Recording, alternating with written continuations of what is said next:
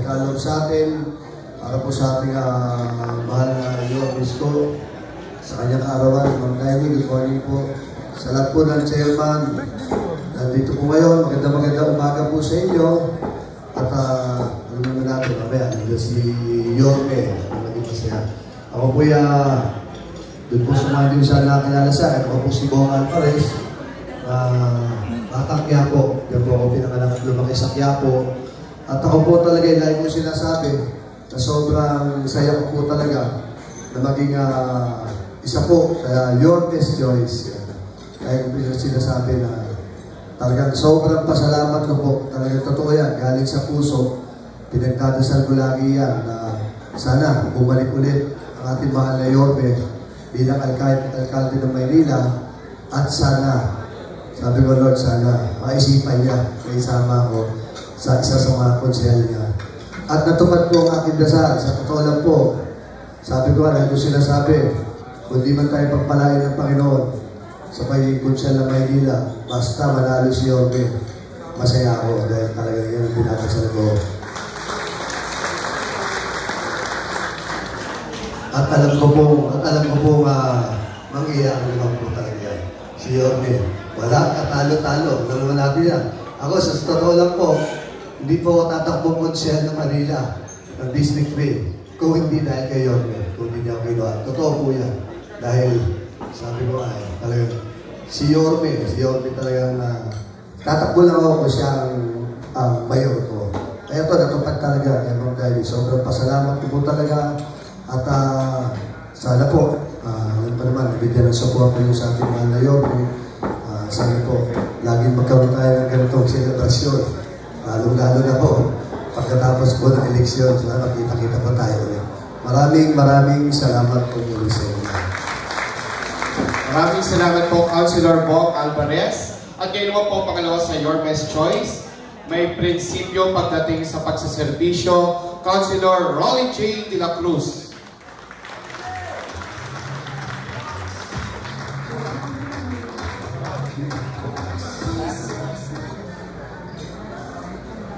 Good morning po sa lahat at salamat sa Panginoon at naimbitahan po tayo siyempre sa kaarawan po ng ating mahal na Yorme na wala naman talaga katalo-talo at siyempre kay Ma'am Daini maraming salamat po at sa pamilya Dumaguso po maraming salamat at siyempre sa lahat po ng buo ng okasyon ito sa mga ating mga Chinese business man and woman. Maraming salamat sa inyo, sir. Mula po sa Quiapo Church, ako po ay punong barangay din. Ako ay lubos na nagpapasalamat sa lahat ng mga barangay chairman na naririto. Lalong-lalo na po yung mga punong kahoy na, no? I'm very salute doon po sa mga talagang nagtapos ng kanilang mga termino. Dahil sila po ay tinuturing na magaling at subok sa serbisyuhan. At ako naman po bilang nagmula sa barangayan, naging kagawad at ngayon ay umupo bilang sa ikalawang termino bilang punong barangay ng Quiapo Church. Ako naman po ay umaasa sa aking mga kapwa chairman, sa aking mga kapwa ng serbisyo sa barangayan. At alam naman po ninyo, ako bilang isang chairman na tumatakbo, pusong barangay ang dala-dala po natin ito. Kaya mula po sa inyo, sa lahat ng mga punong barangay, maraming salamat po at inaasahan ko po na naramdaman at ramdam po ninyo ang ating prinsipyo bilang isang kandidato. Pagdating sa serbisyuhan, subok na po tayo dyan. Magandang umaga at mabuhay kayo lahat. Ayan. So maraming salamat po, Councilor Rolly J. De La Cruz. Ngayon naman po ang susunod sa Yormes Choice. Ang excited maglingkod at magserbisyo, ang Batang Santa Cruz, Councilor Chris Tagle.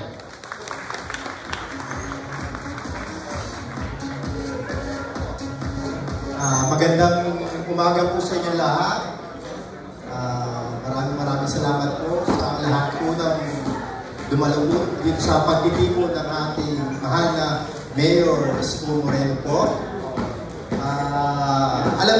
natin na marami pong natulong sa atin ang ating mahal na mayor. Kaya po, hanggang sa huli po, nandito po ako para suportahan po. At lahat po tayo dapat sumuporta para po sa magandang hangarin po ng ating mayor. So sana po magkaisa po tayo para po ipagpatuloy po ang mga kabutihan na dulot po niya dito po sa Manila po. Ha? So ako po si Cristale, Batang Santa Cruz po. Isa lang po masasabi ko po sa inyo.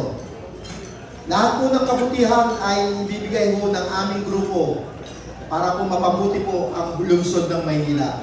Ako po si Cristale, Batang Santa Cruz po, kapitbahay niyo lang po. Maraming salamat po sa inyo lahat. Thank you very much po. Maraming salamat po, Councilor Chris Tagle. Ngayon naman, ang susunod sa ating Your Best Choice, ang news nila pagdating sa konsihan. Tawagin po natin ang mag-aalaga sa inyong mga lolo at lola at sa kababaihan, Councilor Mocha Uson. Good morning to all! Ako po si Mocha Uson. Natikman niyo na ba yung cookie ko? Sino nakatikim ng cookie ni Mocha? Taas ang kamay! Sabihin natin, say cookie! Alam po ninyo, may storya yung cookie na yan. Gusto niyo bang malaman yung kwento ng cookie ko? 10 years ago po, yung cookie na yan ay mayroon na cookie ni? Pero on a serious note, yung cookie na yan, it has an advocacy. That's why I'm here. Gusto ko pong maging katuwang po ni Yorme Isko Moreno Dumagoso. Kasi si Yorme, mahal po niya yung mga nanay. Mahal niya ang mga senior citizens po natin. Ako po ay makananay. I am taking care of my mother who is a senior citizen. She's 77 years old. Hindi na nga po ako nakapangasawa dahil pinili kong alagaan ng aking ina. At speaking of nanay, 10 years ago, may nakilala po akong baker. Ano po ang Tagalog ng baker? Panadera, magtitinapay. At si Nanay Lourdes po ang naging katuwang ko para gawin yung cookie ni? At nalaman ko rin po pala si Nanay Lourdes ay may breast cancer noong panahon na yon. Kaya yung cookie ni Mocha na nagsimulang negosyo ay nagkaroon ng advokasya dahil yung kinita ng cookie ni Mocha ipinagtulong natin pangdagdag sa pagpapagamot ni Nanay Lourdes. And my mother also was a breast cancer survivor. So, yan po ang kwento ng cookie ni Mocha. It is a symbol of our fight for women against breast cancer. A symbol para po lumaban sa anumang hamon ng buhay. Kaya po ako nandito para maging katuwang po ni Yorme. Para po tulungan po ang ating mga nanay, tatay, lolo at lola at mga senior citizens. Ayun lamang po, sana huwag niyong kalimutan ang kwento ng cookie ni? Ako po si Mocha Uson at kung inyong pagbibigyan, kasama po ng Yorme's Choice, ni Yorme Isko Moreno Dumagoso, Vice Mayor Chi Atienza at Congresswoman Apple Nieto, matitikman niyo rin ang serbisyo ko na singtamis ng cookie ko. Salamat po! Good morning! Nandiyan si Matanda, hindi ka mapag-joke. Dahil sa advocacy mo, konsihala mo ka, may advocacy po yung cookie niya. Hindi ako kumakain ng cookie, pero titikman ko po ang cookie niyo dahil sa advocacy niyo. Thank you po, konsihala mo ka. Ngayon naman po ang inyong anak, kaibigan at kapatid, Councilor Tol Sorcal.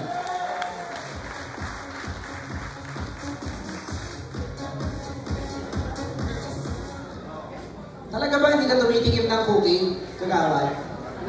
Sure ka?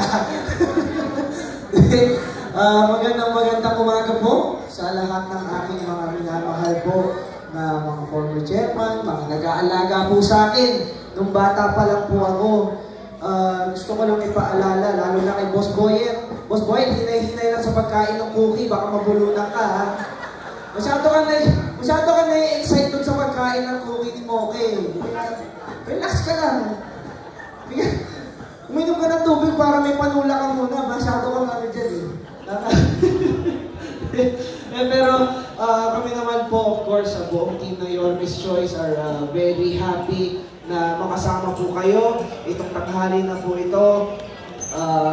Of course, si Madam Naini is also very happy to see everyone here.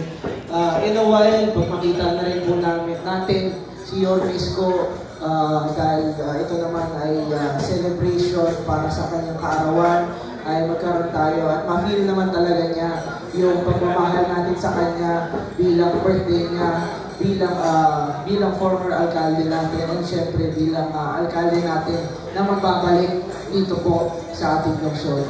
Kaya I hope na lahat naman po kayo ay mag-enjoy sa umagang ito, sa tanghaling ito, and just always remember na si Tol Zarcal po, bagamat alaga nyo lang po dati, nung iilang taon pa lang po ako, ngayon na naging konsehal, ako naman po ang mag-aalaga po sa inyo. Kaya maraming salamat po at as always dito po sa atin, God first. Maraming salamat.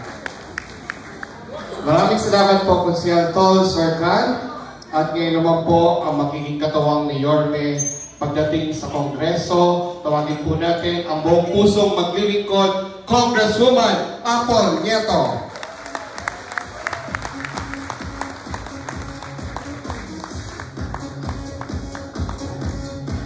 Ayan, magandang tanghali po sa inyong lahat, sa ating mga punong barangay, sa ating mga Filipino-Chinese na kaibigan na nandito. Maraming salamat at mamaya aabangan natin yung pagdating ng ating Yorme Isko para ma-celebrate natin yung kanyang kaarawan.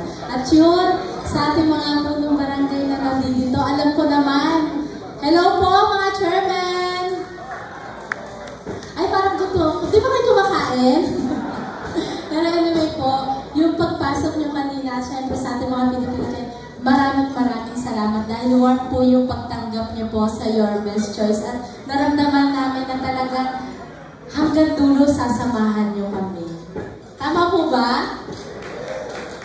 Naku, parang nalulungkot sila kagawad doy. Okay na ba kayo dyan?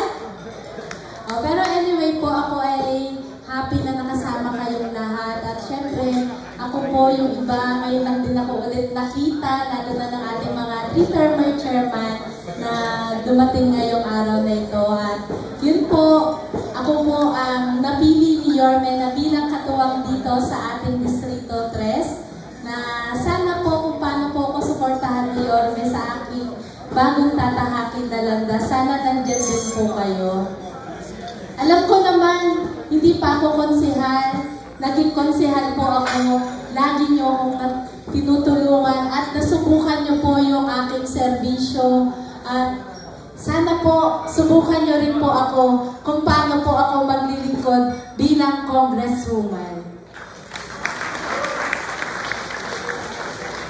Dahil kung paano ako naglingkod bilang konsehal, mas hihigitan ko po iyon. At mas ibibigay ko po sa inyo yung pagmamahal. Dahil nga sabi nila, yakap, pagkanta, yun lang daw ang kaya ko ibigay. Hindi po. Mas malalim pa po ang ibibigay ko po sa inyong lahat.